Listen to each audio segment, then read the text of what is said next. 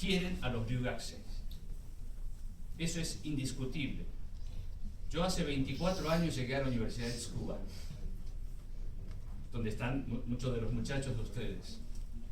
En esa época estábamos en la burbuja económica y sí nos pedían, pero no como ahora. Además, esa burbuja ya se estaba cayendo. Así que era un riesgo muy grande insertarnos laboralmente e incluso no era una cosa decir welcome, welcome.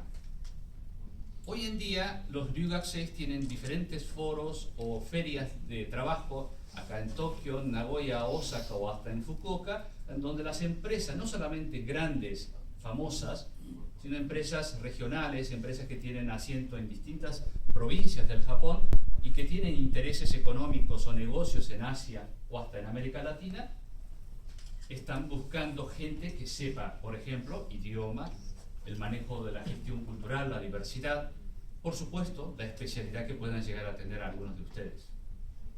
Y en ese sentido es una época realmente muy interesante porque el mercado laboral hace que no todos puedan conseguir trabajo acá para trabajar acá. Sí hay ofertas, pero muchas empresas tienen que empezar a apuntar al mercado externo o incluso ampliar sus negocios, diversificar sus negocios afuera, y no solamente en Asia, sino América Latina. En tal sentido, es una gran ventaja para muchos de ustedes que están haciendo alguna especialización. Les voy a dar algunos datos, porque creo que tengo 20 minutos nada más, que han sido publicados por Migraciones, por una consultora privada y por el Ministerio de Trabajo de Japón, para que lo tengan un poco así. ¿Cuántos Ryugyuseis hay en Japón? 148.000 más o menos. 148.000 es la cantidad de extranjeros estudiantes que están estudiando en Japón. Una gran mayoría está en los cursos de grado. Cursos de grado es carreras, licenciaturas, etc. Pongámosle más de un 60-65% está ahí. Un 30% estará en posgrado, maestría, doctorado. Y hay otro porcentaje, un 10 o a veces hasta un 15, depende, que son los que están en las escuelas de idioma japonés, acá en Suidobashi, en Ochanomizu, en esa región donde hay un montón de escuelas de idioma japonés, que es también para los asiáticos y para cualquier extranjero. ¿Por qué? Porque ustedes, si quieren entrar a la carrera en sí, a una carrera de grado, tienen que saber japonés. Para los posgrados es diferente porque hay posgrado en inglés solamente. Pero para la carrera de grado es necesario, indispensable el japonés, y hasta piden el Noryoku Shiken 1, ¿no? Categoría 1, que pucha, hay que estudiar mucho. Y ahí están llenos de asiáticos, también algunos latinos, americanos, etc.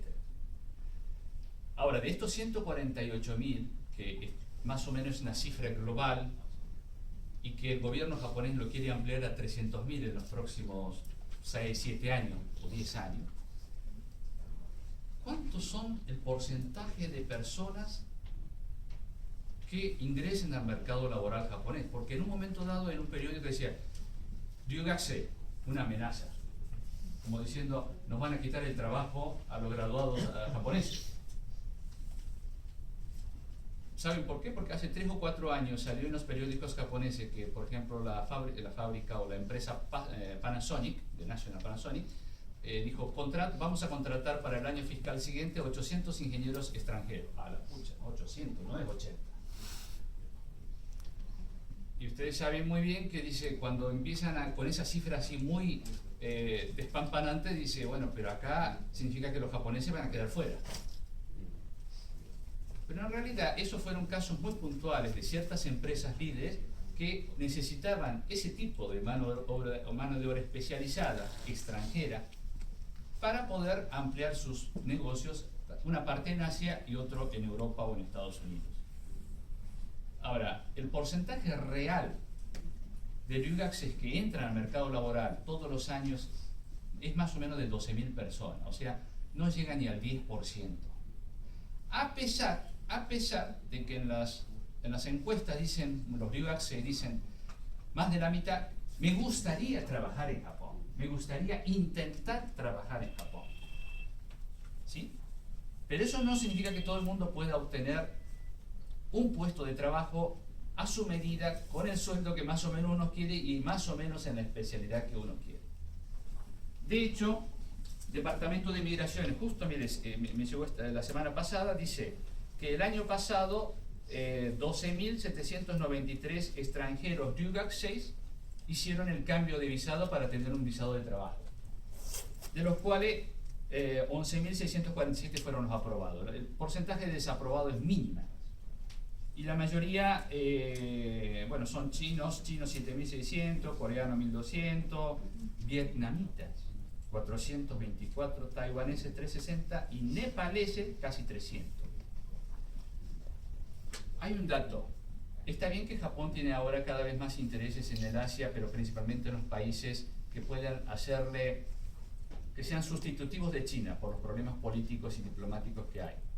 Y en ese sentido es Vietnam, Nepal, Camboya, Myanmar, son países que empiezan a resurgir de una manera muy importante como alternativa para la producción de muchos productos japoneses y también como mercado.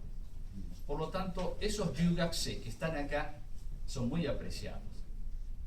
Pero es la primera vez que empezó a aparecer, por ejemplo, Brasil, México. Antes aparecía como sonota otros o dentro de América Latina, sí, pero no aparecía especificado el nombre de los países. Y ahora empezó a aparecer Brasil porque, bueno, ya de por sí Brasil sigue siendo una gran potencia y hay muchas empresas japonesas. Pero México también. Y después hay una columna que dice otros de América Latina, de América del Centro y Sudamérica. ¿Por qué México también? Que es de habla hispana. Yo hace un mes estuve en Guadalajara para una universidad y cerca de Guadalajara hay una ciudad que se llama Guanajuato y Querétaro, que está en el centro de México. El año pasado, en el 2013, ingresaron 200 empresas japonesas. Solamente en un año llegaron 200 empresas japonesas, no 20. ¿Para qué? Y porque entró Nissan y Honda con toda la maquinaria de producción de autopiezas y logística. Hace falta ingeniero, administrativo, traductores, todo. Hasta a mí me ofrecieron trabajo. Digo, yo a esta edad ya... Claro. Pero en realidad hay trabajo. Yo he mandado a varios de mis estudiantes e incluso graduados, alumnos míos que se han graduado, están trabajando ¿cómo se llama? En Guanajuato actualmente. En las plantas, en las fábricas, como administrativos, como traductores, como asistentes de administración. Algunos son ingenieros. Y muchos Nikkeis, o incluso jóvenes que se han graduado acá en una especialidad, principalmente en la parte técnica, ingeniería, tienen un campo impresionante. Porque no siempre se da que en un momento dado lleguen 200 empresas en un lugar. Eso fue en los 70, por ejemplo, con Brasil. Después en los 80 en Aguascalientes, en México, pero ahora otra vez se produjo un boom. También de la misma manera, no en esa gran cantidad, están llegando empresas japonesas a Panamá, que ya de por sí siempre ha tenido presencia, pero al Perú, a Paraguay, bueno, y Chile, que ya de por sí hay una presencia importante. Entonces todo ese movimiento, ustedes tienen que, si realmente les interesa o a alguno de sus hijos les interesa, buscar y capitalizar lo que tienen, que es el idioma español, obviamente el inglés también es muy importante, y el manejo de las diferencias culturales o de la diversidad cultural. Esto los japoneses, mire, aunque hagan un curso acelerado de lo que se llama Global Jinjai, porque últimamente andan con el tema de los recursos humanos globales, hasta acá con seminarios que cobran honorarios impresionantes, porque quieren saber cómo manejarlo. Digo, no es un problema de hacer seminarios. ¿Por qué no se va a vivir allá 1 año, 2 años, y le va a salir más barato? O contratan gente que ya son de allá, que ya lo tienen ahí innatamente, digamos, como un valor agregado. O sea, los japoneses están un poco desesperados en ese tema. Otros datos. Este es un reporte de una empresa que se llama Disco, una empresa japonesa, que ha hecho un estudio sobre los ryugakusei de acá y junto con el del Ministerio del Trabajo señala que, al menos los estudiantes extranjeros que están acá, ¿cuáles son los requisitos que piden las empresas japonesas? Y dicen, un cierto manejo del japonés, del Nihon. No piden que hablen, escriban, lean todo. Pero por más que el trabajo internacional que se les asigne en una división internacional sea en inglés, pero si trabajan aquí en Japón, es obvio que se tengan que manejar en japonés. No pueden decir, yo no entiendo, no sé, estuve 5 años acá haciendo posgrado, pero lo hice todo en inglés. Estuve en Ritsumei Kandaigaku allá en Beppu, así que no sé nada. Bueno, pero escúcheme, salvo que esa persona se quiere ir a Estados Unidos o Europa, pero acá. Y además es importante para las empresas japonesas que durante 1 o 2 años estén trabajando acá para poder conocer la cultura empresarial de esa firma. Yo creo que para cualquier empresa es importante que ese empleado, ese profesional, se sienta, o sea, tenga un sentido de permanencia con la corporación. No es solamente dice, bueno, le compro a usted su habilidad, su aptitud, se le paga tanto y bueno, lo despacho. No es tan así, salvo que sea un profesional que ya tiene renombre y experiencia y se le contrata para una determinada actividad. Pero el graduado universitario de posgrado, obviamente, aunque tenga título, todavía no tiene experiencia laboral. Entonces tiene que hacer todo ese trabajo de adaptación, de conocer y cuáles son los objetivos corporativos. Entonces, en todas las encuestas y los estudios dicen, por lo menos que se sepa manejarse en el japonés, que tenga por supuesto su diversidad, pero dice que acá es lo más importante, porque ser diferente en realidad hoy en día es un valor agregado, pero las empresas japonesas dicen que también les ayuden a entender esa diversidad. No es que uno dice, bueno, me voy, le hago el trabajo y punto. Los japoneses quieren aprender a manejar eso, porque para ellos hay muchas cosas incomprensibles. Bueno, de América Latina supongo que siempre será incomprensible, ¿no? Hay muchas cosas que ni nosotros lo entendemos. Y más cuando empiecen a hacer negocios allá y tienen que lidiar con el sistema burocrático, con la sociedad, con los trámites, con las leyes, etc. Ahí no es solamente decir, bueno, contrato un abogado, un contador y se terminó. No es así la cosa. Entonces, para ellos necesitan interlocutores, personas de enlace que les explique a entender, porque si no, no pueden seguir invirtiendo o teniendo continuidad en sus negocios. Con Asia ya lo aprendieron, pero con América Latina todavía no. Después, otro tema. ¿Los japoneses son competencia de ustedes? ¿Sí o no? Depende. Los japoneses, porque yo a veces doy clase acá en Waseda también, hay japoneses que los que llegan a los posgrados, sea en carreras de ciencias sociales o de ingeniería, y que incluso estudian el español, por ejemplo, como segundo idioma extranjero. Y les puedo asegurar que, si bien no lo hablan fluidamente como ustedes, pero al menos a los hijos de las familias latinas que están acá, ellos no llegan nunca a ese nivel. ¿Qué significa eso? Por más que sean de familias latinas, si no se ponen a estudiar en serio, no son ni siquiera competencia. ¿Está? En ese sentido, acá uno ve a los chicos japoneses, el general, el común de los universitarios, y dice, bueno, no estudian mucho, pasean, tienen su círculo, etc. Dice, no pasa nada eso, es cierto, no pasa nada, pero hay un 15-20% de la población universitaria japonesa que sí es poderosísima.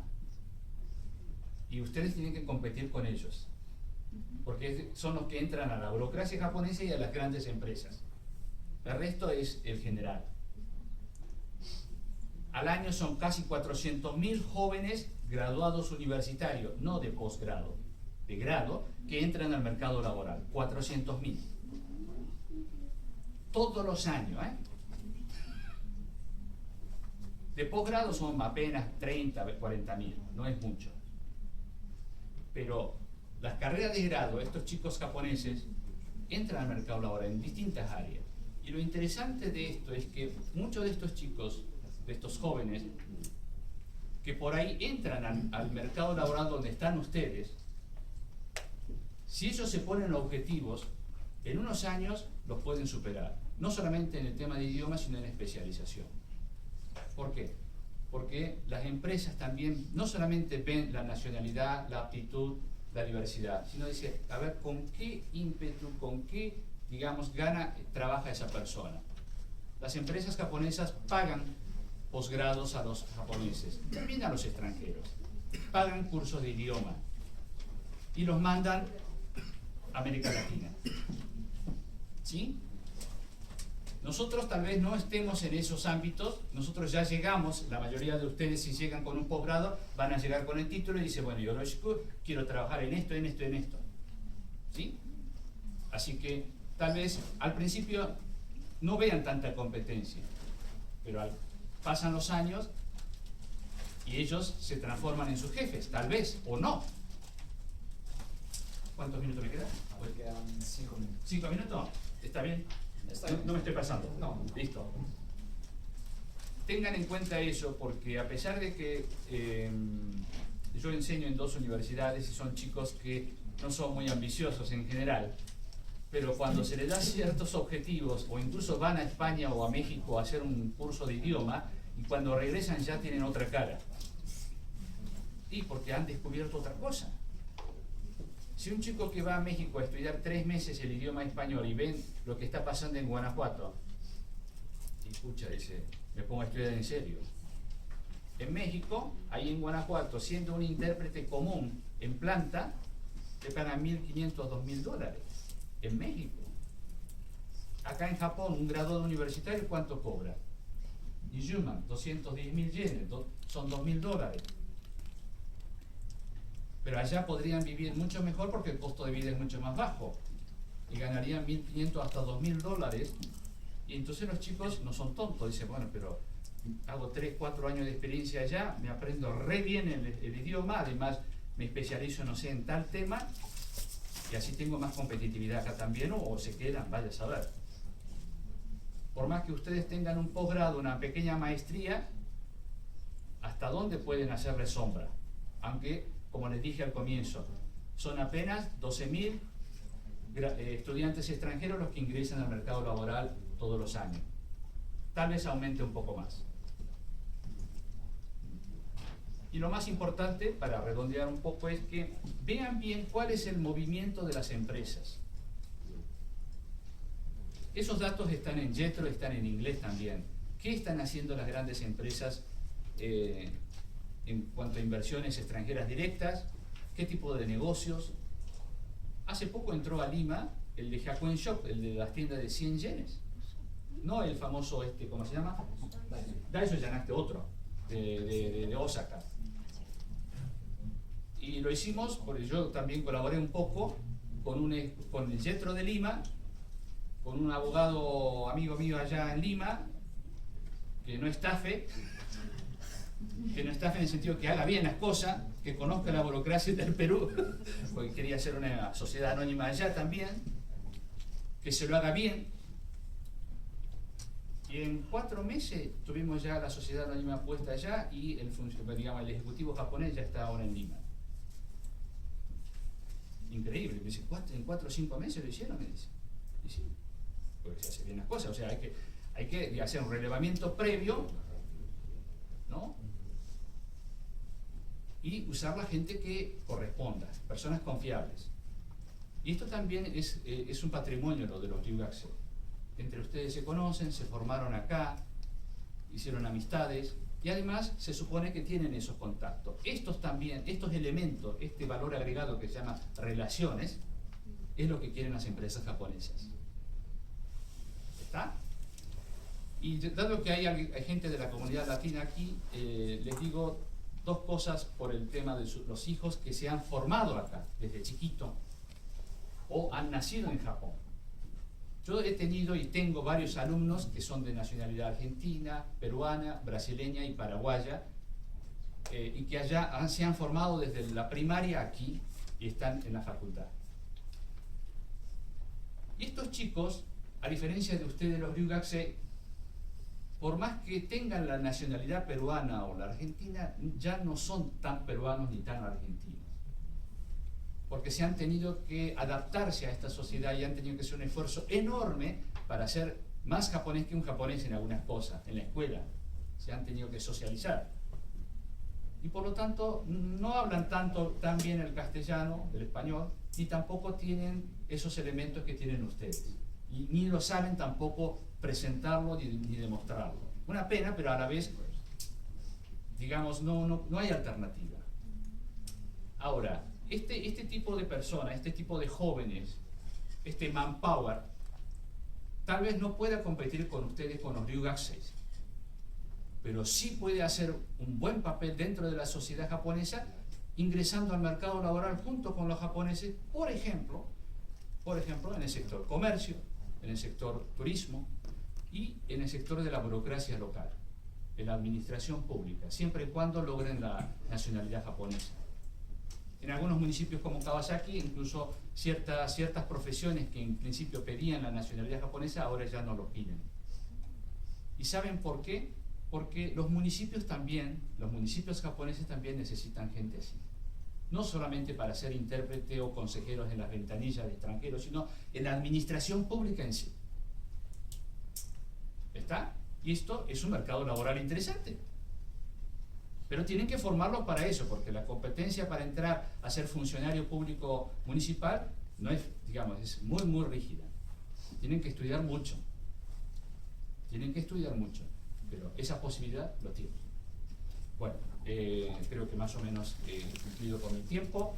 Muchas gracias por la atención y bueno, quedo a disposición de ustedes, preguntas acá o después cuando acá la mesa lo señale. Y muchas gracias por la oportunidad del día de hoy. Gracias.